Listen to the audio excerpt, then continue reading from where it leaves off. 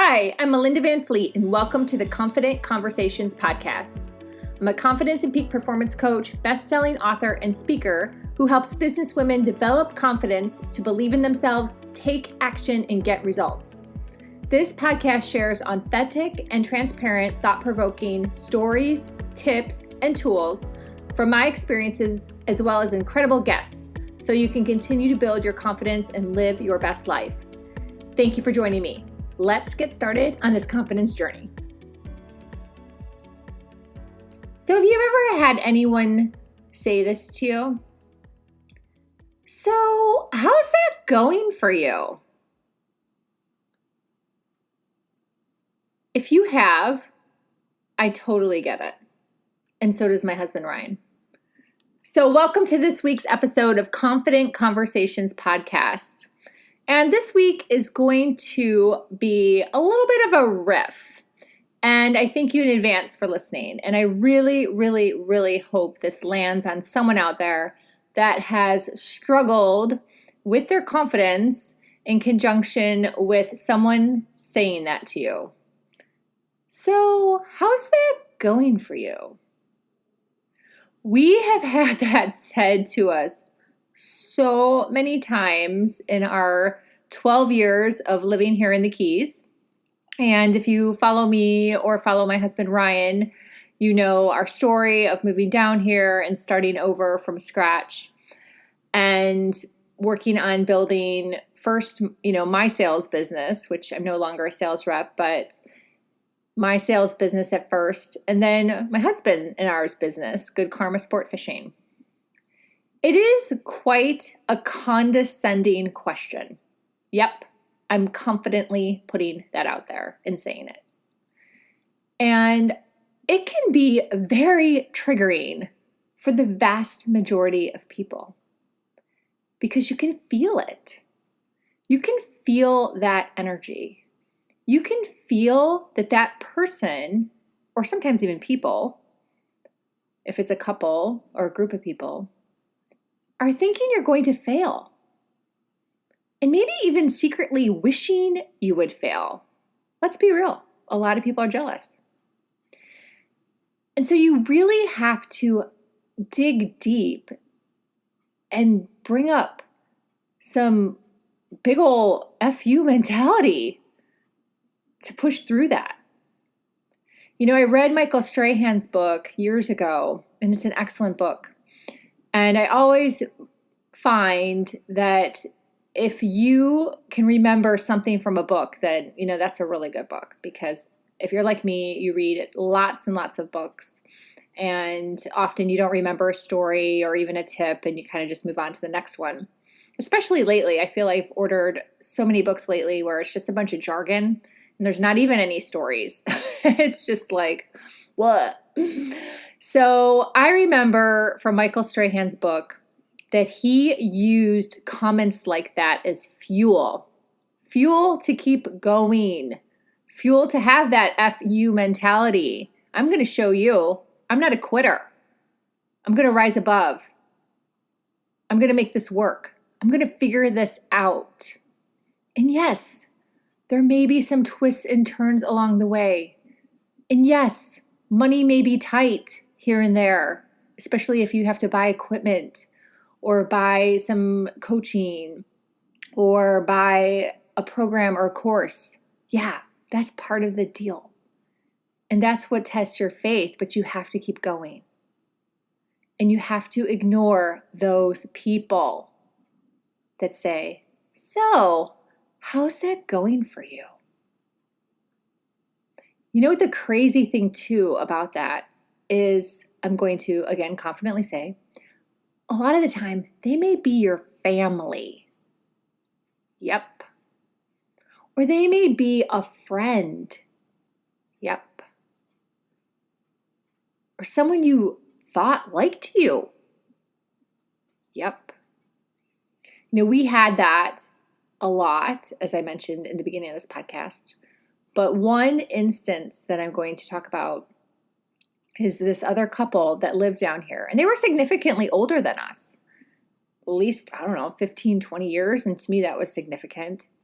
And they had money. So money wasn't an issue. You would think they're, doing all right and living their best lives.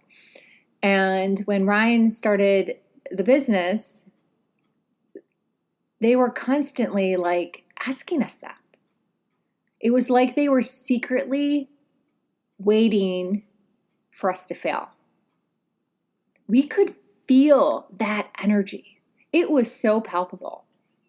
And my husband, Ryan, is a little more ahead of me in regards to intuition. And now I feel like I've come leaps and bounds on that. But at that point in time, he would always be the person who would surface something first, right? So he would say, gosh, I just don't feel good talking to them anymore.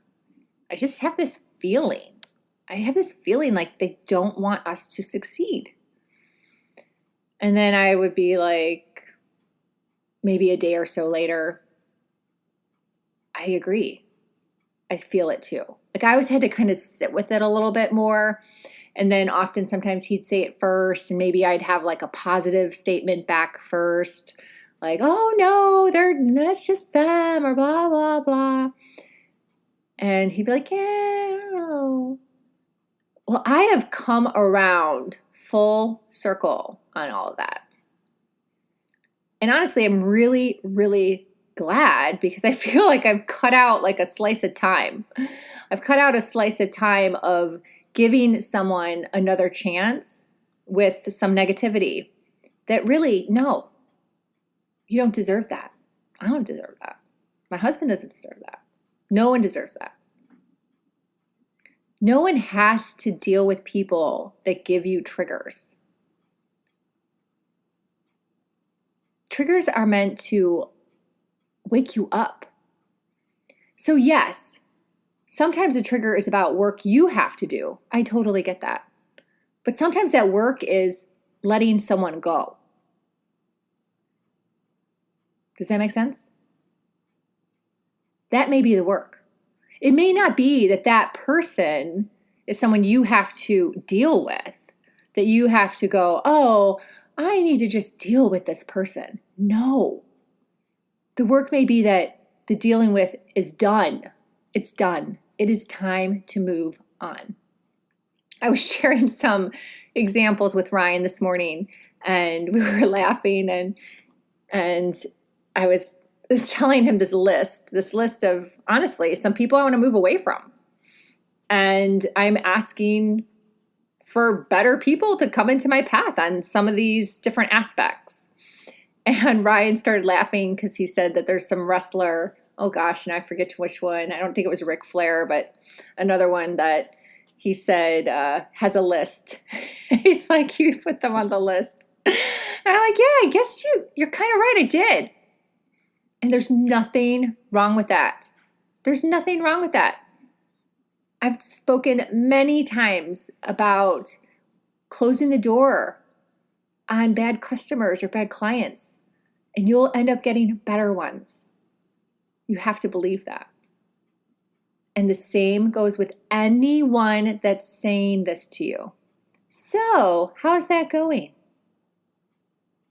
And you can tell. You can tell the difference in the energy, in the tone of when someone is really excited for you and has your back and is truly cheering you on versus that person that's hoping you fail, that's thinking you're going to fail, is wishing you're going to fail. That's on them. And you don't deserve that. So if that is happening to you, and you're shaking your head as you're listening to this podcast, you're like, oh God, I know someone. Yep, my dad does that. My neighbor does that. My best friend from college does that. Think about it. Think about it. Are you using that as fuel to keep going and give them the middle finger? And do you want that in your life? If you do, if you're okay with that, maybe you have to have a conversation. Maybe you have to set some boundaries. Maybe you talk less to them. You keep them in your life, but you talk less. There's many, many, many ways to handle the situation. And you have to do what feels good for you in regards to handling the situation. I'm not going to tell you what to do.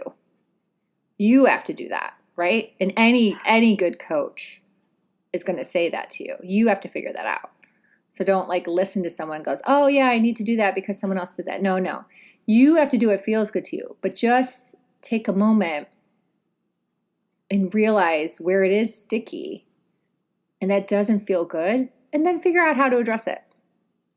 Figure out how to address it, because you don't deserve that. You deserve to have cheerleaders that are cheering you on with full heartfelt passion, emotion, faith, belief, all the things. All the things. And not someone that's like, how's that going for you? Let them deal with their own issues in their life, which I can bet to say that's where it stems from, their unhappiness with their own life. Let them deal with that. Keep your energy clean. Keep your energy positive. Use it as fuel. Shift your mindset and figure out what feels good for you to deal with the situation and the person. And keep on freaking crushing it. I know you can do it. Thanks for listening.